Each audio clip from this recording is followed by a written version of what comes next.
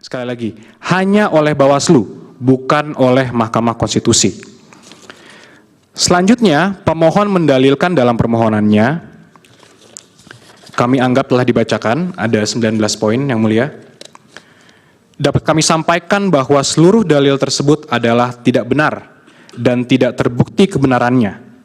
Dan seandainya pun benar ada, quote non, tidak terbukti pula ada kaitannya atau hubungannya dengan signifikansi perolehan suara yang diperoleh oleh pasangan calon nomor urut 2. Artinya, perbuatan-perbuatan tersebut seandainya pun ada, quote non, tidak dapat dibuktikan ada hubungan kausal atau pengaruh dengan perolehan suara yang diperoleh oleh pasangan calon nomor urut 2. Terlebih lagi, kesemua hal tersebut di atas tidak dapat dibuktikan secara terstruktur, sistematis, dan masif.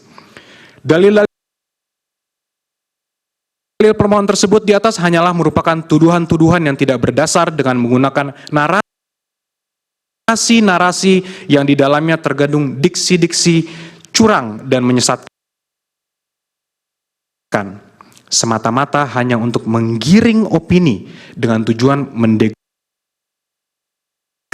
terpilihnya pasangan calon nomor urut 2. Tuduhan-tuduhan tersebut adalah tuduhan yang sangat menyakitkan karena telah menafikan hak mayoritas rakyat Indonesia untuk menentukan pilihannya memilih pasangan Prabowo Gibran. Dalilkan dan memohon mendiskualifikasi pasangan calon Prabowo Gibran sebagai calon presiden dan wakil presiden kepada Mahkamah Konstitusi karena hal tersebut menjadi kewenangan Bawaslu.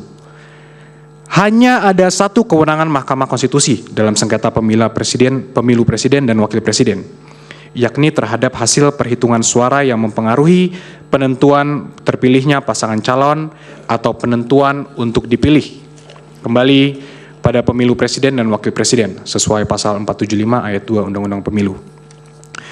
Bagian berikutnya yang mulia, kami masuk kepada dugaan pelanggaran yang dilakukan oleh pemohon.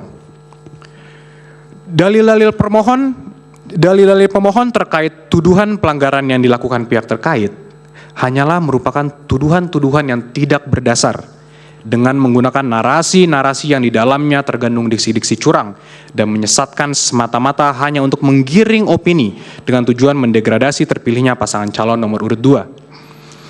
Adapun yang sebenarnya terjadi, justru pemohonlah yang tercatat diduga melakukan berbagai pelanggaran pemilu berdasarkan data Bawaslu sebagai berikut.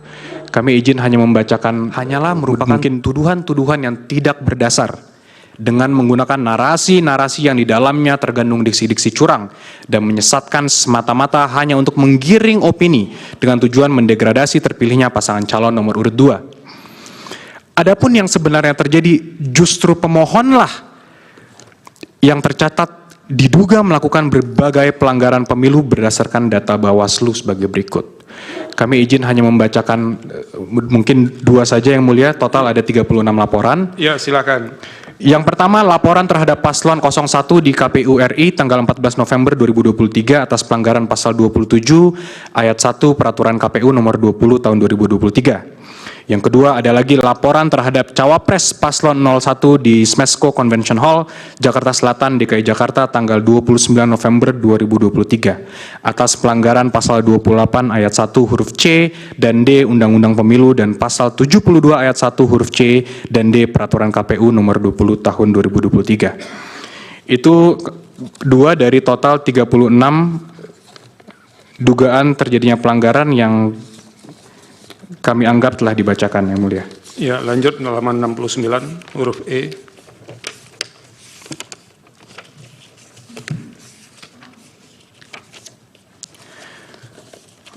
Poin berikutnya yang akan kami sampaikan adalah poin E, tidak ada intervensi penguasa atas kemenangan pihak terkait. Pemohon dalam permohonannya mendalilkan adanya intervensi penguasa.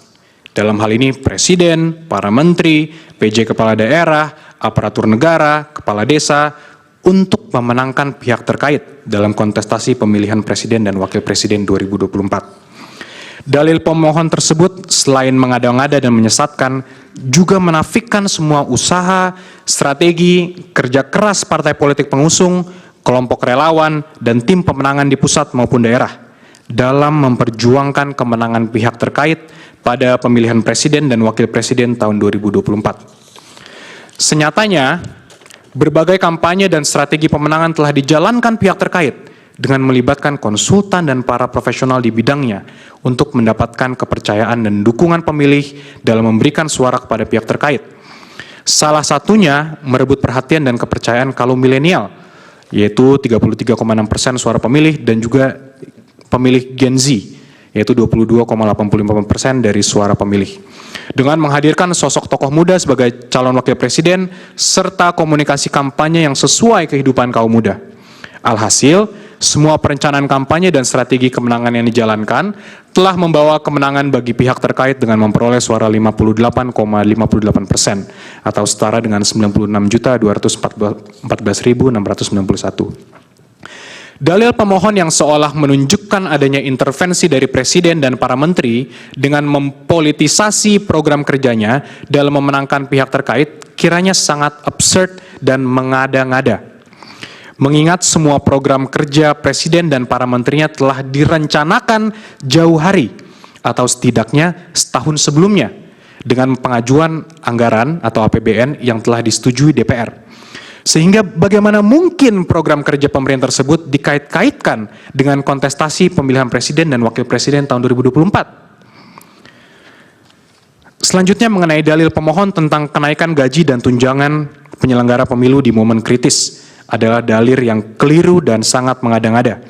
Karena hal tersebut merupakan program Kementerian Pendayagunaan Aparatur Sipil Negara dan Reformasi Birokrasi atau PAN-RB yang telah ditetapkan pada tahun anggaran sebelumnya. Pemberiannya dalam bentuk tunjangan berbasis capaian kinerja dan bukan kenaikan kerja sebagaimana didalilkan oleh pemohon. Sehingga jelas program tersebut tidak ada kaitannya dengan presiden, terlebih menghubungkannya dengan kontestasi pemilu 2024. Selanjutnya mengenai politik uang di TPS 029 Desa Karanggintung, Jawa Tengah, telah dijelaskan sendiri oleh pemohon bahwa perbuatan tersebut dilakukan oleh aparat desa kepada PPS, sehingga tidak ada kaitannya dengan pihak terkait. Sedangkan mengenai pemberian uang yang dilakukan Gus Miftah, itu dilakukan dalam kapasitas pribadi. Karena sampai saat ini yang bersangkutan tidak pernah tercatat sebagai tim kampanye, baik di tingkat nasional maupun daerah. Adapun terkait tuduhan pencoblosan lebih dari satu kali, tidak jelas dilakukan oleh siapa dan untuk kepentingan siapa. Sehingga biarlah diproses oleh Bawaslu agar persoalan menjadi terang dan dapat dimintai pertanggungjawaban dari pelakunya. Demikianlah halnya dengan bantuan sosial atau bansos dari pemerintah.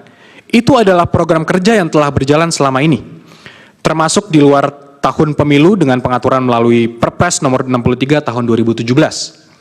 Program bansos ini ditujukan bagi seseorang, keluarga, kelompok, atau masyarakat miskin, tidak mampu dan atau rentan terhadap risiko sosial, di mana sangat berbeda dengan target suara pemilih milenial dan Gen Z yang hendak diraih pihak terkait. Untuk lebih jelasnya kami uraikan program bansos yang selama ini digulirkan pemerintah sebagai berikut. Pengaturan mengenai bansos telah diatur dalam Perpres nomor 63 tahun 2017 tentang penyaluran bansos secara non-tunai. Definisi dianggaplah dibacakan.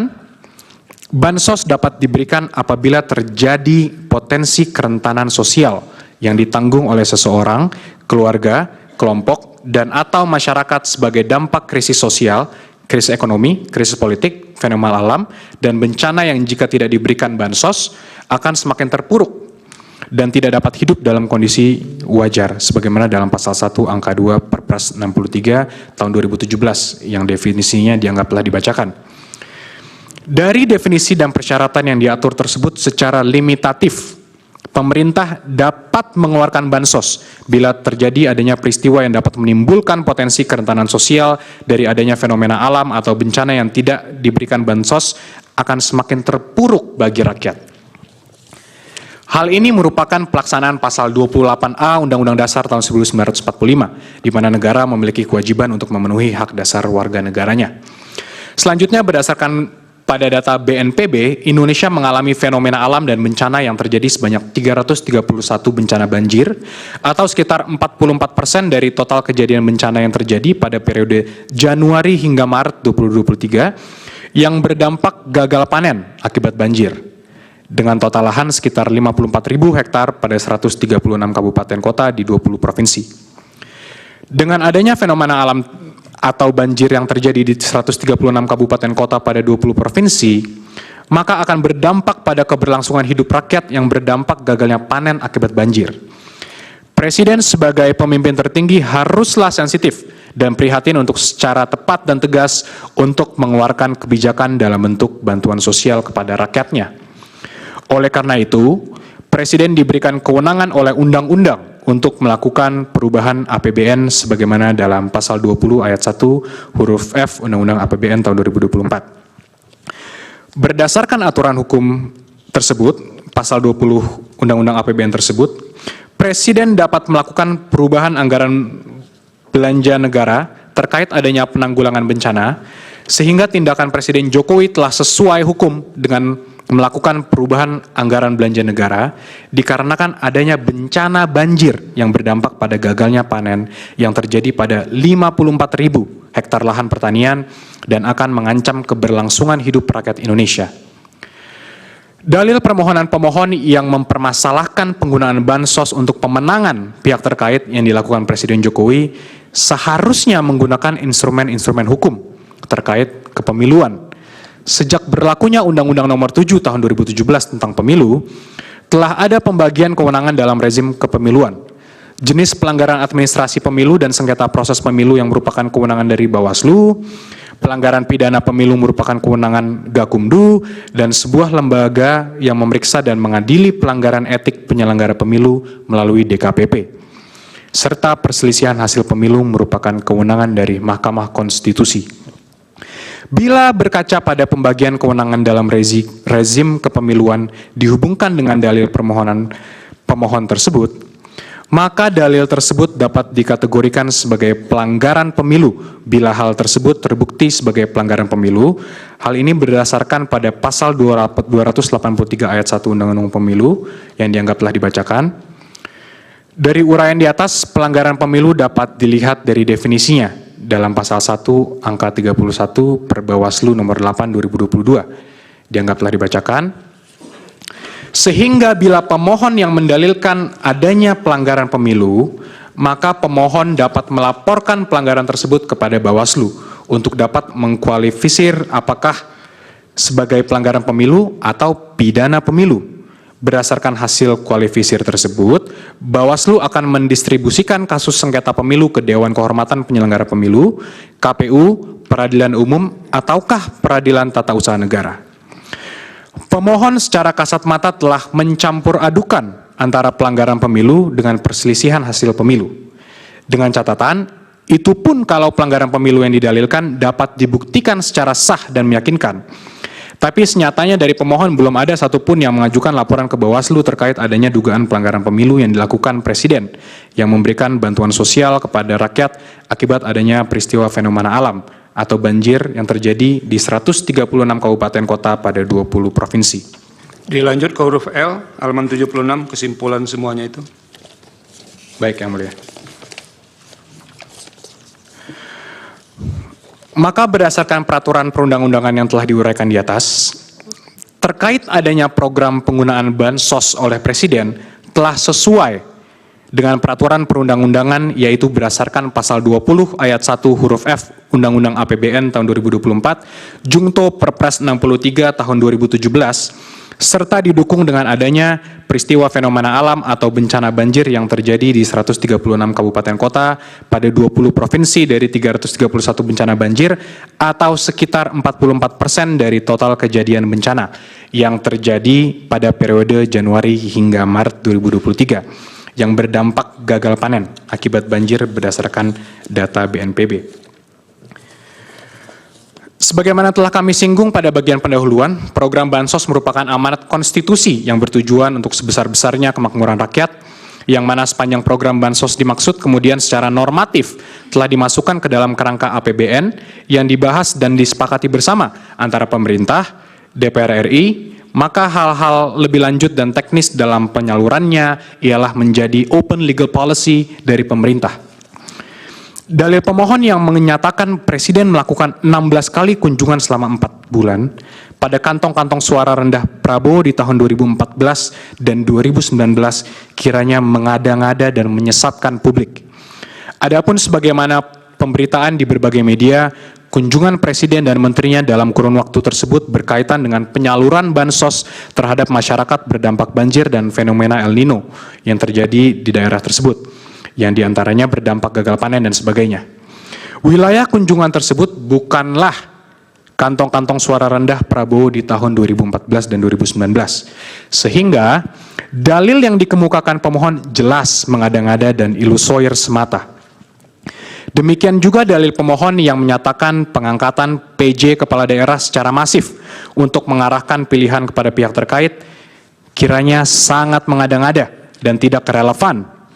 Karena pengangkatan PJ kepala daerah tersebut dalam rangka pelaksanaan pilkada serentak yang telah dipersiapkan jauh hari dengan persetujuan DPR. Justru sebaliknya, dari beberapa dokumen terbukti bahwa beberapa orang PJ kepala daerah yang telah memberikan dukungan kepada pasangan calon presiden dan wakil presiden nomor urut 1 maupun pasangan calon presiden dan wakil presiden nomor urut 3 dengan uraian sebagai berikut.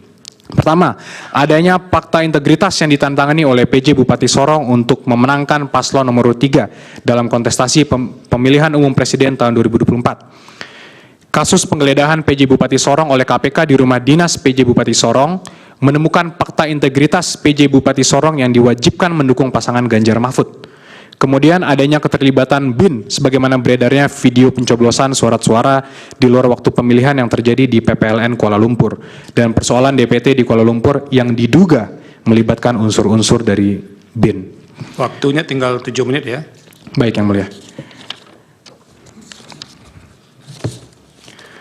Kemudian satu lagi kami berikan contoh, keterlibatan PJ Bupati Kampar yang bersikap tidak netral dan mendukung serta memenangkan pasangan calon presiden dan wakil presiden nomor urut 1 dengan cara meminta melibatkan para kepala desa di wilayah Kampar untuk memilih pasangan calon presiden wakil presiden nomor urut 1 serta memilih calon legislatif dari partai pendukung pasangan calon presiden dan wakil presiden nomor urut 1. Dan kemudian PJ Bupati Kabupaten Kampar telah dicopot oleh Menteri Dalam Negeri sebagaimana surat keputusan Menteri Dalam Negeri nomor 100.2.1.3 strip 6598 tahun 2023 tentang pemberhentian dan pengangkatan pejabat Bupati Kampar. Selebihnya kami anggap telah dibacakan, Yang Mulia. Dan selanjutnya dalil pemohon yang menyatakan Presiden melanggar TAP MPR Romawi 9 garing MPR garing 1998 dan sejumlah peraturan lainnya terkait larangan nepotisme kiranya tidak tepat karena yang dimaksud nepotisme bila mana pejabat mengangkat anak atau saudaranya secara appointed. Sedangkan jika sang anak dipilih rakyat atau elected maka tidak termasuk nepotisme. Larangan ini bukan dimaknai seolah anak pejabat tidak boleh berkarir. Untuk penutup akan dilanjutkan dan disampaikan oleh Prof. Fatwa Hasibuan. Terima kasih Yang Mulia.